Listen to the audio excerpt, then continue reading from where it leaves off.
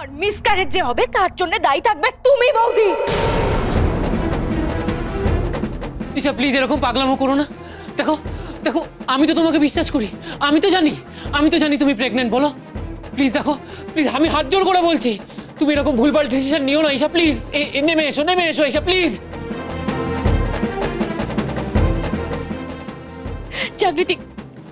জাগৃতি আমি তোমার কাছ থেকে হাত জোড় করে একটা জিনিস ভিক্ষে চাইছি জাগৃতি। অনেক তো ক্ষতি হলো আমাদের সংসারের, আর ক্ষতির পরিমাণটা বাড়তে দিও না জাগৃতি। তুমি আমার ছোট ছেলে ছোট বউকে শেষ হয়ে যেতে দিও না, ওদের সংসারটাকে বাঁচাও। আমি হাত জোড় করে তোমাকে বলছি ওদের সংসারটাকে বাঁচাও। জাগৃতি, এইবার আমি তোমার মতলবটা না বুঝতে পেরে গেছি।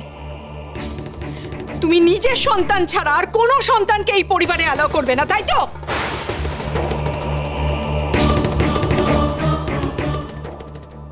ছোট বৌদি, যেখানে বাবা আছে সামনে দাঁড়িয়ে, বাবার সামনে দাঁড়িয়ে এত বড় বড় কথা কি করে বেরোচ্ছে গো তোমার মুখ থেকে?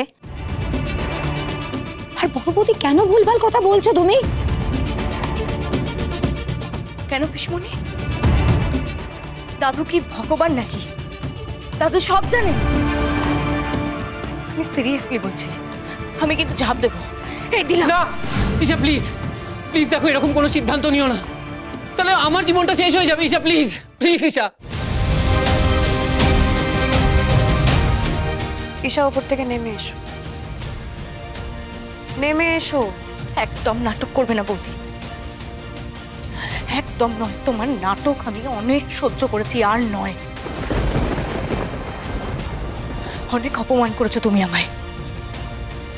একবার জেলে পাঠাচ্ছ, জেল থেকে বাড়িতে আনছো, বাড়ির মধ্যে আউট হাউসে রাখছো, দিনের পর দিন খাওয়া নিয়ে আমায় বলেছো। আর কত? আর একটা অপমান করলে না এবারে সবার নামে আমি 498 কেস করব। তখন তোমরা জেনে থাকবে।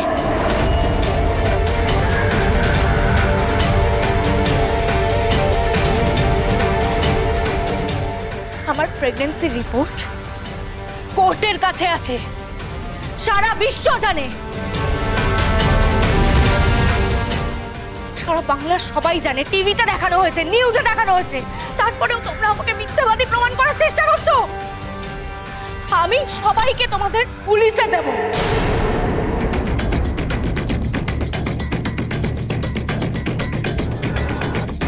কিন্তু আপনার কথা শুনেই যে পুলিশ আপনাকে জেলে ভরে দেবে মিসেস ঈশা রায়চৌধুরী?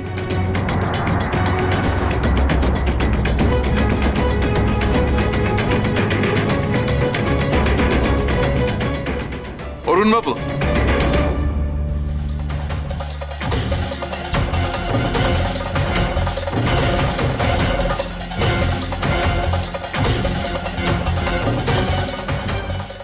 এই যে অরুণবাবু যেটা চেয়েছিলেন, মিসেস ঈশা রায়চৌধুরী যে মেডিকেল রিপোর্টটা কোর্টে জমা পড়েছিল তার কপি।